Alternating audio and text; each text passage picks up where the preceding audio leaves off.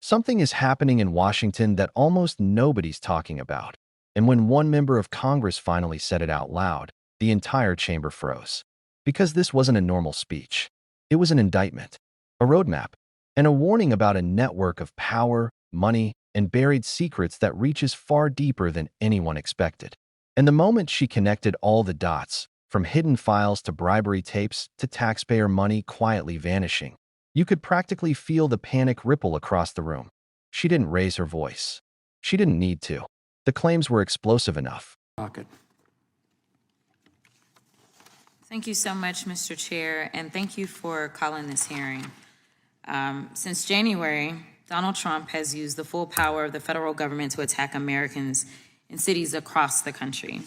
In Donald Trump's America, you are at increased risk of experiencing militaristic operations in your home, increased risk of being subject to detainment by mass thugs and wannabe vigilantes, increased risk of suffering injuries due to reckless and illegal acts by rogue federal agents, increased risk of being deported to foreign nations even if you are an American citizen, and you're at an increased risk of being targeted by federal government for criticizing the president and his friends. Congressional Republicans have completely abandoned their Article I powers and have exchanged their responsibility to their constituents with fealty to the president.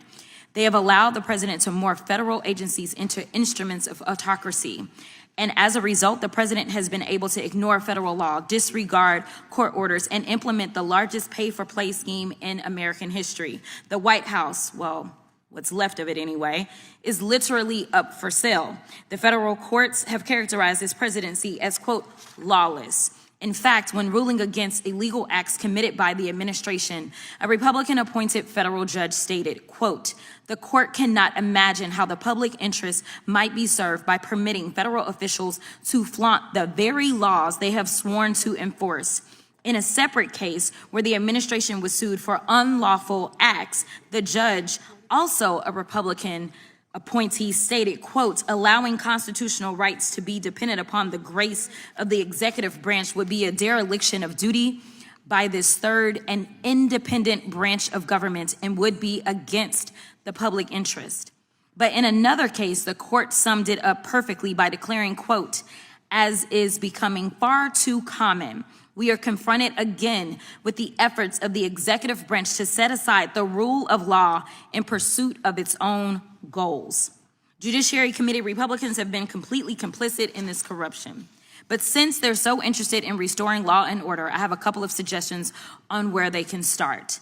Number one, this is the President of the United States standing beside his best friend, Jeffrey Epstein. As we all know, Mr. Epstein is one of the most notorious sexual predators in American history. For 8 weeks, the Republicans on this committee have chosen to protect these two men instead of providing justice to Mr. Epstein's victims. Now the administration is panicking. First, they campaigned on releasing the Epstein files. Then AG Bondi and Associates did a photo op with the files, and she said, and I quote, the Epstein list is on my desk. Then somehow the Epstein list didn't exist. Then the Epstein files became a Democratic hoax. Now the president is supposedly supportive of releasing the files, even though he's currently ignoring a congressional subpoena to do so.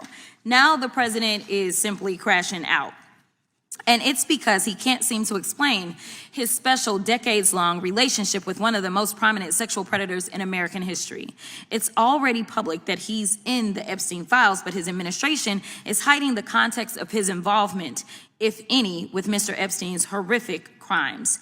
Now, this is Miss Ghislaine Maxwell. Miss Maxwell, who obviously helped Jeffrey Epstein traffic more than 1,000 women and girls, well, Donald Trump is now giving her special treatment while she's serving out her prison sentence. He won't even rule out giving her a pardon or commuting her sentence. I don't need to explain why pardoning sex traffickers wouldn't be restoring law and order. Now, this is Secretary of Homeland Security, Kristi Noem. Not only has Secretary Noem been busy filming propaganda ads, She's also been busy cashing in on millions of taxpayer dollars. In fact, Secretary Noem has funneled millions of dollars to a company called the Strategy Group. The Strategy Group helped Secretary Noem win her campaign to become the governor of South Dakota. Cori, her top policy advisor, has worked with the firm, and the company's CEO is married to Secretary Noem's chief spokesperson, Mrs. Tricia McLaughlin. This is what corruption looks like. They're stealing money from the American people's pockets and depositing it into their bank accounts. Now we move on to yet somebody else.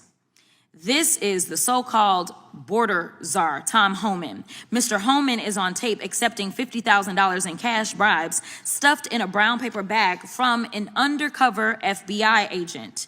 Apparently, Mr. Homan accepted these bribes in exchange for awarding federal contracts to his friends. Trump's Department of Justice killed the investigation into Mr. Homan's crimes, and congressional Republicans didn't say a mumbling word.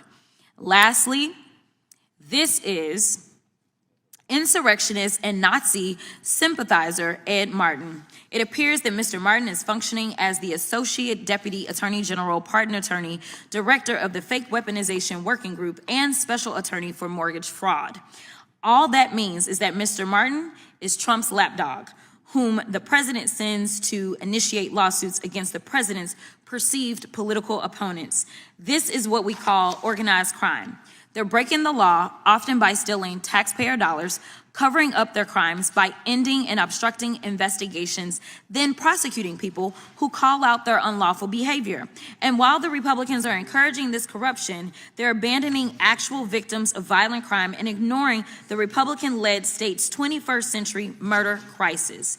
In September's appropriation markup, congressional Republicans proposed reducing the FBI staff by thousands of positions and underfunding the agency by more than $1 billion.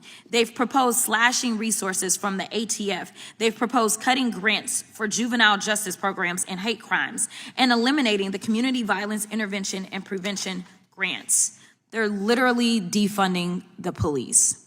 So no matter what they say at today's hearing, congressional Republicans have proven that they are not investing in keeping American communities safe from violent crime. Mr. Chairman, I yield back. According to her, federal agencies were twisted into political weapons. Judges were forced to call the administration lawless, and American citizens were suddenly at risk of raids, detainments, and retaliation for daring to criticize powerful people. And that was just the first minute. What came next pulled the curtain back on scandals that have been whispered about for years, but rarely spoken this directly on the House floor. She started by laying out a brutal truth. The courts themselves had accused the administration of ignoring federal law and violating constitutional rights for political gain. Judges, many appointed by conservatives, had warned that public trust was being destroyed from the inside. Quotes describing the government's actions as against the public interest, setting aside the rule of law, and a dereliction of duty. But she argued that this wasn't incompetence. It was intentional, a strategy, a pattern. And that pattern led straight to a name Washington treats like a live wire. Because the first real crack in the story wasn't just a scandal. It was a timeline of contradictions, photo ops, and missing documents. For years, politicians promised transparency about the Epstein network. They ran on releasing the files. They told voters the truth would finally come out. But the moment they took office, everything changed. Suddenly the files didn't exist. The list became a hoax. Then, overnight, it wasn't a hoax anymore. It was something they now supported releasing, while actively ignoring a congressional subpoena demanding they hand it over. The Congresswoman drove that contradiction straight into the center of the argument. She said the administration wasn't confused, it was panicking, because they couldn't explain a certain decades-long relationship. They couldn't explain why the list was shown off in a photo op one month, denied the next month, then recast as political theater weeks later. They couldn't explain why the public knows the name appears in the files, but not the context. And they definitely couldn't explain why the documents are still locked away from Congress after multiple deadlines. But that wasn't even the most uncomfortable part. Because then she turned to someone else, Ghislaine Maxwell, a woman at the center of one of the darkest criminal networks in modern history. And she asked a simple question: Why is someone convicted of trafficking young women being treated differently than other inmates? Why is the administration giving her special accommodations? And why won't they rule out a pardon? She didn't accuse anyone directly. She didn't need to. She just lined up the contradictions and let the room sit in the silence. Because if someone convicted of those crimes is receiving special treatment at the highest levels, what does that suggest about the connections still being protected? What does that suggest about why the files remain under lock and key, but the hearing didn't stay focused on one scandal? It widened fast, because next came the trail of taxpayer money. And the first stop on that trail was a familiar face, the Secretary of Homeland Security. According to the Congresswoman, the Secretary wasn't just making political ads. She was funneling millions of public dollars to a consulting firm tied directly to her own campaign team. The CEO of the company allegedly married to her spokesperson. Her top advisor connected to the firm's operations. Millions going out. Access and influence flowing back in. And not a single Republican on the committee saying a word about it. Then came the bombshell that made lawmakers shift in their seats. A tape. A brown paper bag. $50,000 in unmarked cash handed to a high-ranking official overseeing border operations, caught on video accepting the money in exchange for federal contracts. And instead of moving forward with prosecution, the Justice Department quietly shut the investigation down. No accountability, no hearings, no outrage, just a sudden decision to let the whole thing disappear. That's when you could feel the tension in the room break. Half the committee stared straight ahead. Others shifted uncomfortably. But she wasn't finished. She wasn't even close, because the next name was someone most Americans have never heard, but who, according to her, wields extraordinary power behind the scenes. Ed Martin, a man she described as an insurrection sympathizer now functioning as Associate Deputy Attorney General, pardon attorney, and even a special attorney for cases involving financial crimes. Her argument was simple. This wasn't a legal expert place to protect the system. This was a loyalist place to protect the administration. A figure used to launch lawsuits against political opponents while quietly ending investigations into political allies. Why now? The pattern was unmistakable. Hidden files, shifting explanations, special treatment for insiders, bribes caught on tape, millions of taxpayer dollars flowing to connected firms, a shadow attorney directing prosecutions and shields. Agency resources allegedly weaponized for political gain, and Republicans on the committee refusing to acknowledge any of it, while branding themselves the defenders of law and order. That was her setup for the final blow, because after exposing all these scandals, she turned the entire conversation on its head. While Republicans were lecturing the country about crime, she said they were the ones defunding the very agencies meant to combat it. Thousands of FBI positions cut. ATF resources gutted, grants for juvenile justice wiped out, hate crime funding reduced, community violence prevention completely eliminated, all while protecting insiders accused of bribery, self-dealing, and covering up one of the darkest cases in American history. And then her voice dropped just a little. Not dramatic, just enough. Enough to make the entire message land. She said this wasn't random. It wasn't chaos. It was organized.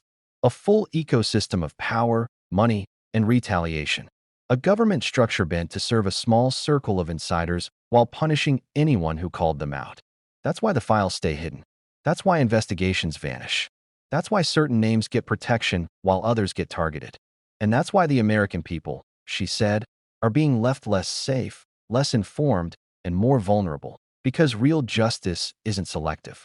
Real law and order doesn't disappear when the suspect is politically useful. And a government that shields insiders while stripping resources from the agencies meant to protect the public isn't keeping anyone safe. It's keeping itself safe. She ended her statement the same way she began it. Calm, direct, and unwilling to back down. No theatrics. Just the uncomfortable truth that some of the most powerful people in the country are working harder to hide corruption than to stop crime. Working harder to protect insiders than to protect Americans. And working harder to control the narrative than to reveal the facts. And if this is what came out in one hearing, imagine what's still buried. If you found this breakdown powerful and want to stay ahead of every twist, every leak, and every story Washington doesn't want you to hear, make sure you subscribe, turn on notifications, and hit the like button. There's a lot more coming, and you won't want to miss what gets uncovered next.